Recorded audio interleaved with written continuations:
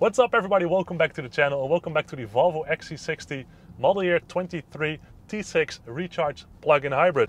I've been driving this car now for a week and experienced a couple of things I do like about this car but also do not really enjoy about this car. So without any further ado, let's get started. So I'm gonna start with maybe the elephant in the room, but yeah, it's kind of obvious. The best upgrade with the new T6 Recharge plug-in hybrid has been the 3-layer battery pack. Obviously that means you get more electric range, and as I have tested in my recent electric range video, this car has quite the impressive electric range. According to the WLTP, it has one of 72 until 77 kilometers in pure mode. That is the most efficient mode this car can be in.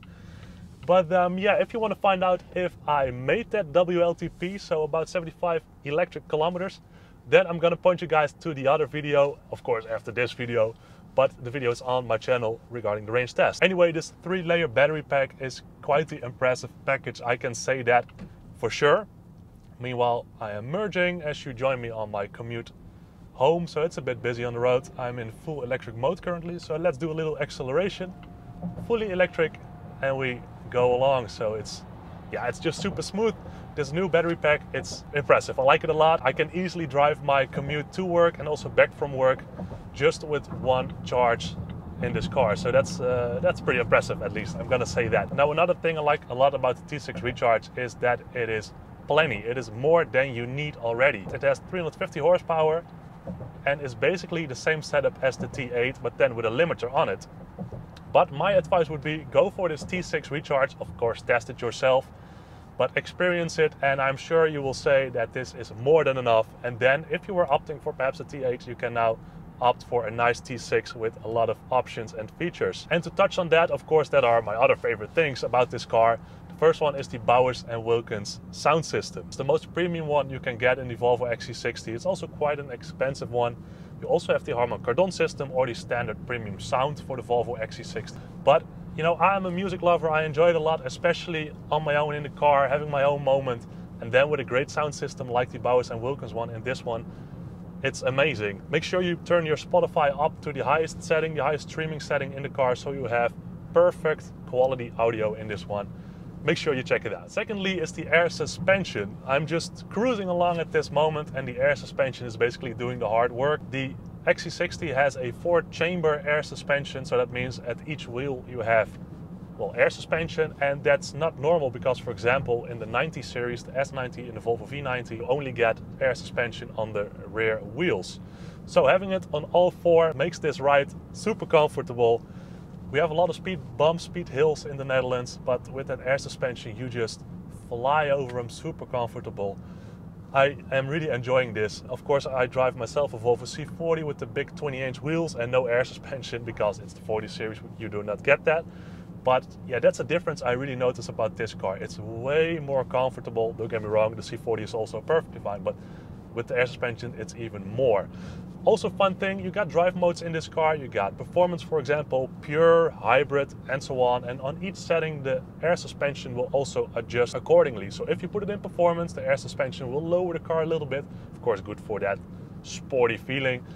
But if you, for example, put it in off-road, the car will raise itself quite a lot. Looks quite funny. So yeah, make sure you check it out, the air suspension. Then with this model year 23, you also get the Google infotainment system, the Android Automotive system from Google, integrated into Volvo. So it's not the Google version of Apple CarPlay and such. No, it's a real integrated system. So on my driver's display, it's all Google. In the center console, it's all Google. The opinions about Google or the traditional Volvo car system, well, they differ, but I tend to like the Google system a lot.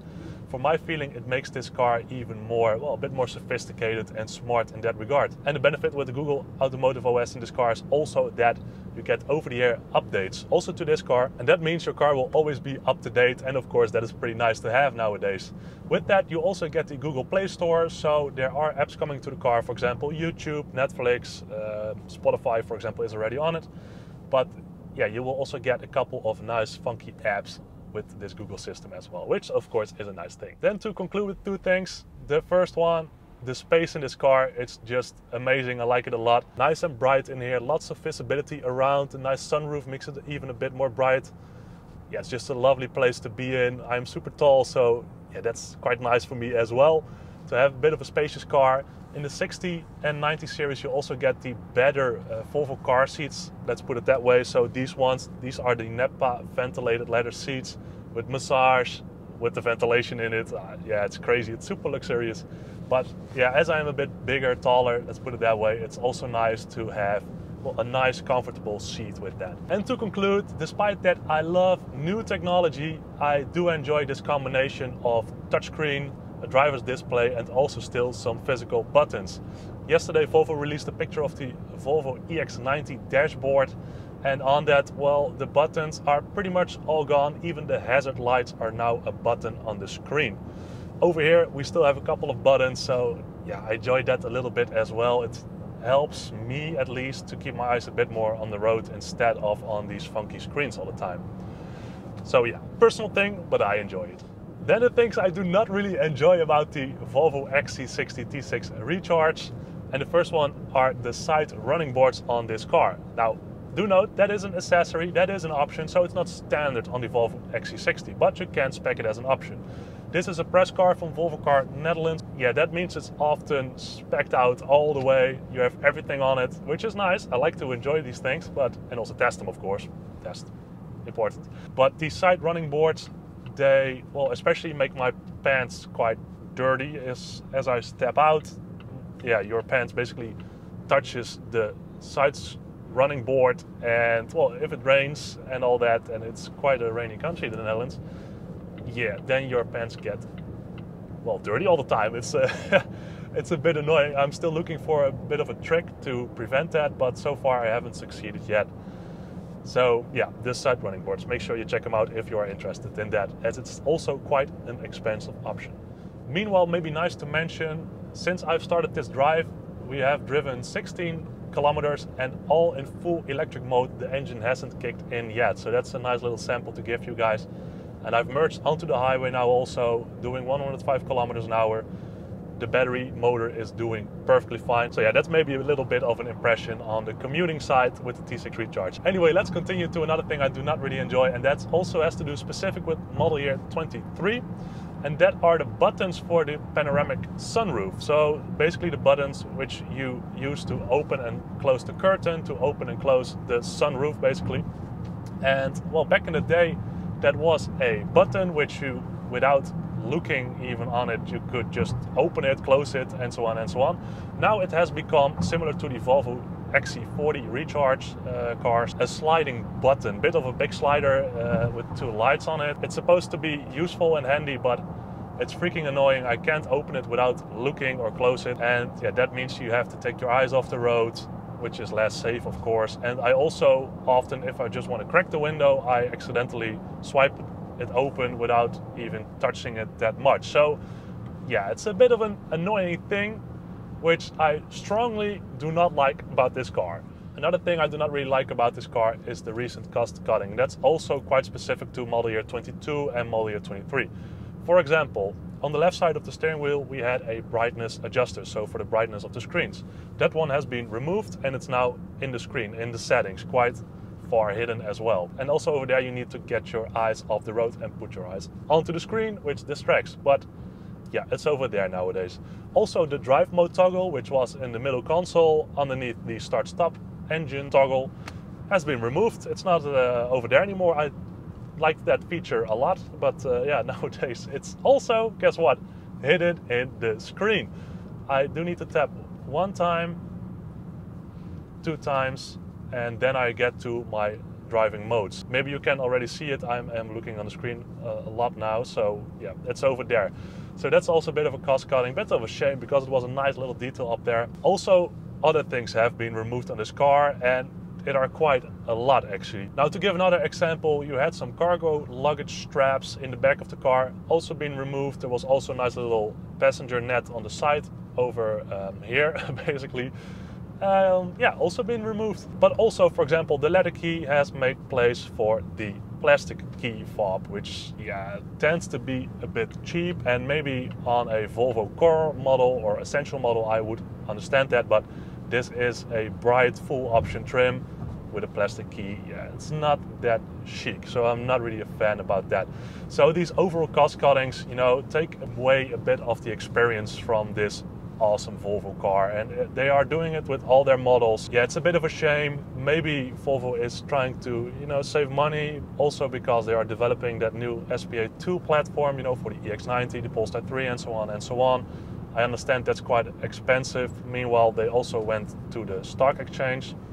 You would say that that also gave quite some money, but yeah, the cost cutting, it's a thing I am not a fan of. Then to conclude, the last thing I do not enjoy about this car, so fortunately there are not that many, but yeah, the thing is with this car, it tends to be a bit funky software-wise and instrument-wise. So for example, we have two lights over here in the roof. The left one has been turned on since I received this car and it doesn't turn off. I can't do anything about it. It's that new touch thingy. Probably also has to do with cost savings, but yeah, I can turn off this light. It's not working. Also, the welcome lights on this car aren't working. That probably is related to these two lights because they need to turn on. The option is on in the settings. I know where it is hidden, don't you worry, but yeah, it seems not to be working. Now, this is a brand new car, so maybe they need to do some kind of software update to it. Well, I hope so, because the Google infotainment has been a bit laggy from time to time as well. And also the parking sensors on this one tend to be a bit funky and see things that aren't there, and then it will do the emergency braking, for example, whilst backing up. And yeah, that kind of scares you a bit, especially when you are not expecting it as you are just backing up in a free space. So yeah, the software in this one tends to be a bit funky, but you know, I'm confident that with some updates or software tweaks on this car, that will be fixed, and maybe there's just a fuse not properly connected to that light, for example. But a thing I do not really like about brand new Volvos, it's the same as my C40, it's just that part of reliability. If you understand what I'm saying. So from time to time I wonder a bit, like, did Google and Volvo integrate this system properly? Is it suitable for the SPA cars, the current cars, and the CMA cars currently, the XC40, C40, Polestar 2? It all tends to work perfectly fine 9 out of 10 times, but then that last time, yeah, that's just annoying when it happens to you and you need to navigate and the screen isn't working and you do not know where to go and those things. Yeah, that's just not really nice to have. And there we go, guys. That are the things I do and do not really enjoy about this car. All over, I enjoy this car a lot. It's a steal of a deal. It's a great package. That new T6 Recharge battery, 3-layer battery, it's just, yeah, a great car. I enjoy this a lot. The air suspension, the Bowers & Wilkins, as I said, the comfort, the space, the safety, of course, the safety. Yeah, it's a lovely car to be in, so do not take my points that I do not like about this car too harsh, but I think it's fair and important to mention that as well. Last update regarding the electric driving. We have driven 32 full electric kilometers. Engine has not kicked in so far, so that's awesome. We've been driving 25 minutes now. So yeah, that's quite impressive that 3-layer battery pack with the battery motor is keeping on. That being said, guys, I thank you a lot for watching. If you enjoyed the video, please give it a like and also subscribe to the channel. That helps me out a lot and also enables me to get cool cars like these to test a little bit more for you folks. So, that being said, I see you in my next video. Bye bye.